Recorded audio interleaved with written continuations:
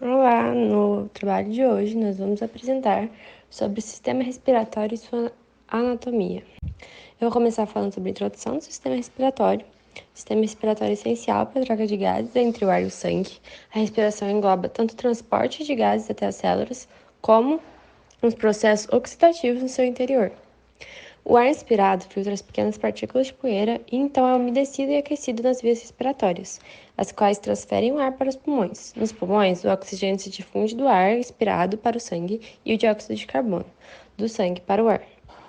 O ar inspirado consiste em menos oxigênio do que o inspirado, e ele é dividido em vias respiratórias e locais de trocas gasosas. As vias respiratórias sendo nariz externo, cavidade nasal, parte nasal da faringe, laringe, traqueia, brônquios e pulmões. E os locais de trocas gasosas, os brônquios respiratórios, os ductos alveolares e os sacos alveolares e também os alvéolos. É importante lembrar também que os órgãos respiratórios localizados na cabeça constituem o trato respiratório superior, e a laringe, traqueia e pulmão constituem o trato respiratório inferior. As funções do sistema respiratório. O sistema respiratório canino desempenha uma série de funções. O nariz possui receptores olfatórios, os quais fornecem informação sobre o ambiente que podem ser utilizada para a orientação e para a proteção contra substâncias nocivas. A cavidade nasal e as conchas aquecem e umedecem o ar e filtram corpos estranhos. A laringe protege a entrada para a traqueia, regula a aspiração e a expiração de ar e desempenha uma função essencial para a vocalização, auxiliado por outros órgãos como a língua. Todas as vias respiratórias facilitam a troca de água e calor, o que é particularmente importante para o cão. A traqueia se divide em brônquios principais, os quais se subdividem até as divisões terminais. Os alvéolos, o principal local de troca gasosa. Os pulmões são fundamentais para o sistema respiratório, pois é lá que ocorrem as trocas gasosas entre o oxigênio inspirado e o dióxido de carbono produzido pelo metabolismo celular. Boa noite, meu nome é João Vitor e hoje eu vim falar um pouco sobre o nariz. O nariz consiste em narinas externas e suas cartilagens nasais associadas, cavidade nasal com o meato e as conchas. Seios paranasais. O nariz é formado pelos ossos nasais dorsalmente, pela maxila lateralmente e pelos processos palatinosos dos ossos incisivos, pela maxila e pelos ossos palatinosos ventralmente. Caudalmente, ele é delimitado pela lâmina cribriforme do osso etimoide. Ventralmente, ele é contínuo com a parte nasal da faringe. O septo mediano é a continuação rostral da crista galli e consiste em cartilagem hialina, a qual divide cavidade nasal nos ossos nos lados direitos e esquerdos. A parte caudal dessa cartilagem se ossifica com o avançar da idade. As cartilagens nasais variam de forma, tamanho e número de acordo com a espécie. As cartilagens nasais laterais se fixam à extremidade rostral do septo nasal, de onde se prolongam ventral e dorsalmente. Elas determinam o formato da abertura da narina. As cartilagens nasais, laterais, dorsal e ventral, estão em contato uma com a outra, em todas as espécies domésticas, exceto nos equinos. A cavidade nasal se prolonga das narinas até a lâmina cribriforme do osso etimoide, sendo dividida pelo septo nasal em lados direito e esquerdo. As conchas nasais projetam-se para o interior da cavidade nasal e servem para aumentar a superfície respiratória. Em animais com um senso olfatório apurado, como o cão, as conchas nasais são mais complexas e aumentam ainda mais a superfície olfatória. Esse aumento, juntamente com a quantidade maior de células olfatórias receptoras, é responsável pelo excelente olfato do cão, em comparação aos humanos. Os plexos vasculares situam-se sob a mucosa e são formados por vasos anastomóticos múltiplos. Os seios paranasais são divertículos da cavidade nasal que formam cavidades preenchidas com ar entre as lâminas externa e interna dos ossos do crânio. Os seios paranasais sofrem uma expansão significativa após o nascimento e continuam a aumentar de tamanho ao avançar da idade. Os seios paranasais são revestidos por uma mucosa respiratória, a qual é extremamente delgada, pouco vascularizada. Os seguintes seios paranasais pares podem ser encontrados no crânio de animais domésticos: seio maxilar, seio frontal, seio palatino e seio esfenoidal.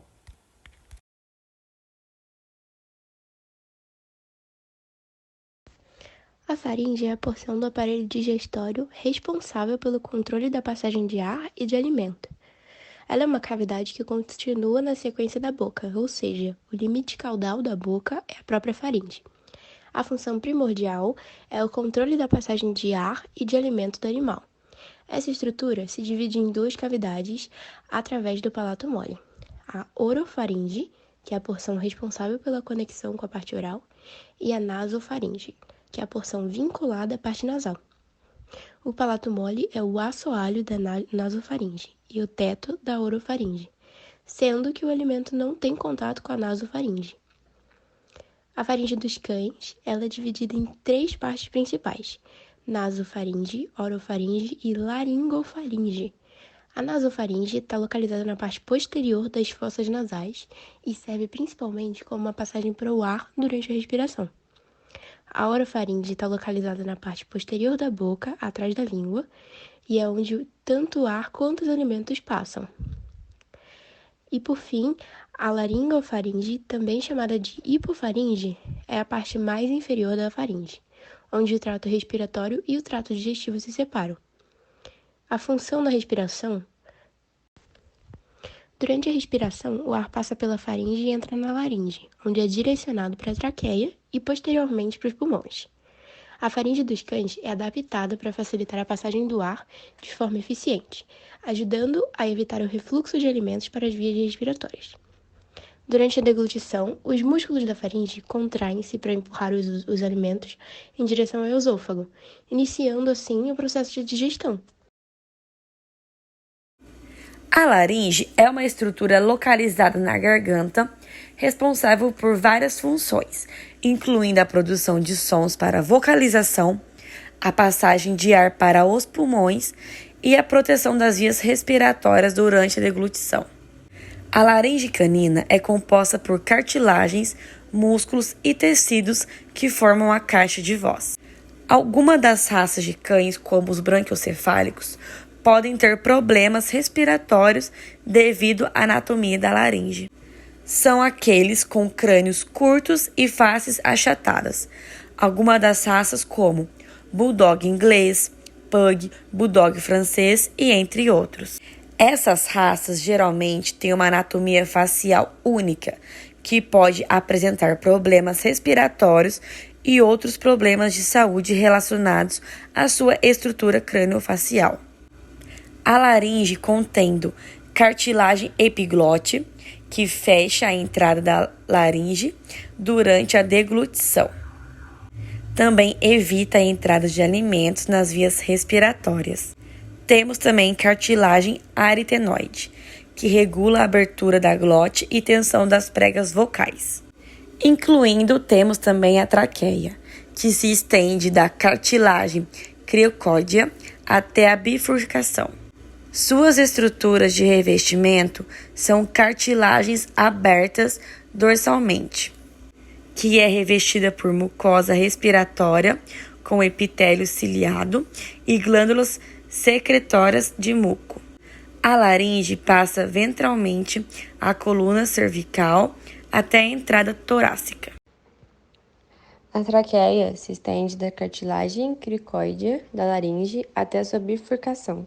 Ela é formada por uma série de cartilagens hialinas em forma de C, conectadas por ligamentos. A quantidade de cartilagens traqueais varia também entre indivíduos nos cães e fica mais ou menos entre 42 a 46 cartilagens traqueais, em formas de C novamente. As cartilagens traqueais se abrem dorsalmente e se apresentam de diferentes formas nas espécies domésticas. O espaço deixado entre as cartilagens dorsalmente é coberto pelo músculo traqueal transverso e por tecido conjuntivo, também denominado tecido conectivo.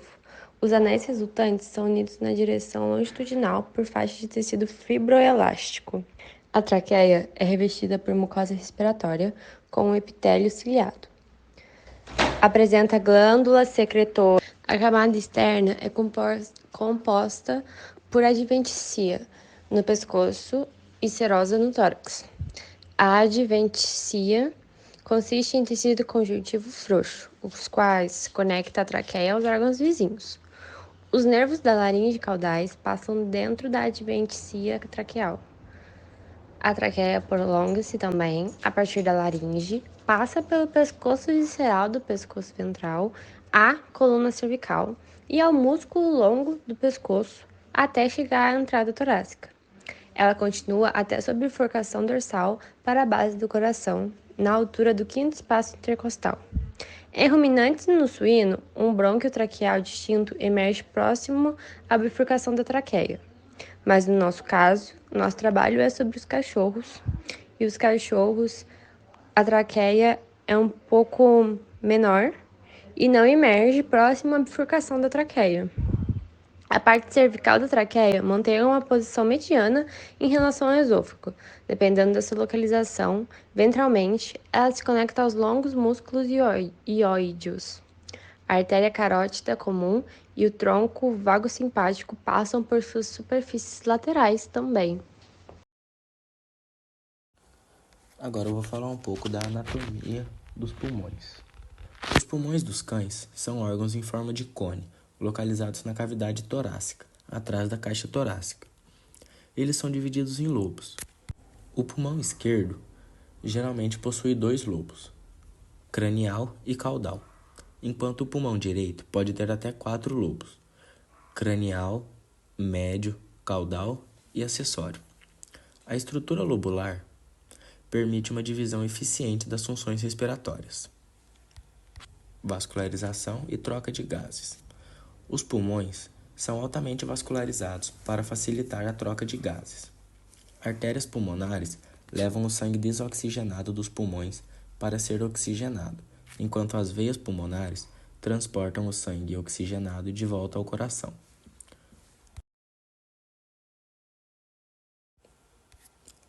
Nos alvéolos pulmonares ocorre a troca de oxigênio e dióxido de carbono entre o ar inspirado e o sangue circulante. Fisiologia pulmonar. A respiração nos cães é controlada pelo sistema nervoso, principalmente pelo diafragma e os músculos intercostais. Durante a inspiração, o diafragma se contrai e os músculos intercostais se expandem, aumentando o volume torácico e permitindo a entrada de ar nos pulmões. Na expiração, o diafragma relaxa e os músculos intercostais se contraem, reduzindo o volume torácico e expulsando o ar dos pulmões. O surfactante pulmonar, produzido pelos pulmões, reduz a tensão superficial nos alvéolos, evitando o colapso durante a expiração. Pleura e sua função. A pleura é uma membrana serosa que reveste os pulmões e a parede torácica interna. Ela é composta por 2 camadas: a pleura visceral, em contato direto com os pulmões, e a pleura parietal, que reveste a parede torácica interna. A pleura reduz o atrito durante a respiração, graças ao fluido pleural entre as camadas, e ajuda a manter os pulmões em posição adequada dentro da cavidade torácica. Os brônquios. A anatomia dos brônquios são os tubos que se ramificam da traqueia e transportam o ar para dentro e para fora dos pulmões.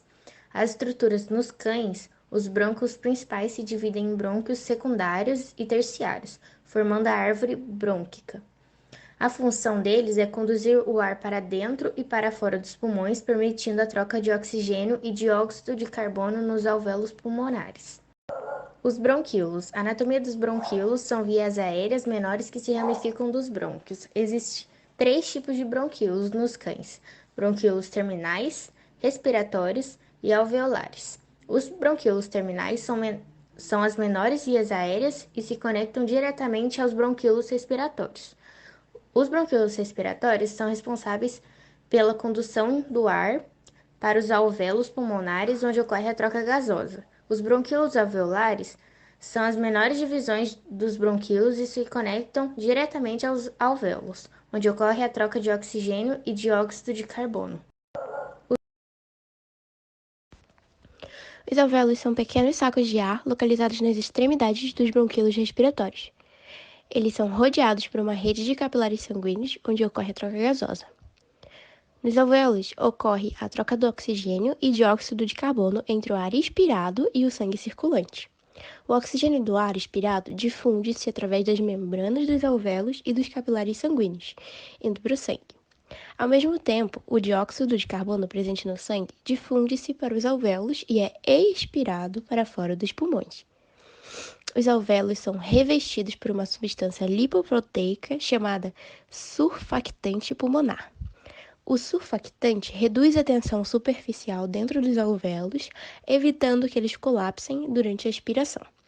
Isso é crucial para manter os alvéolos abertos e garantir uma eficiente troca gasosa.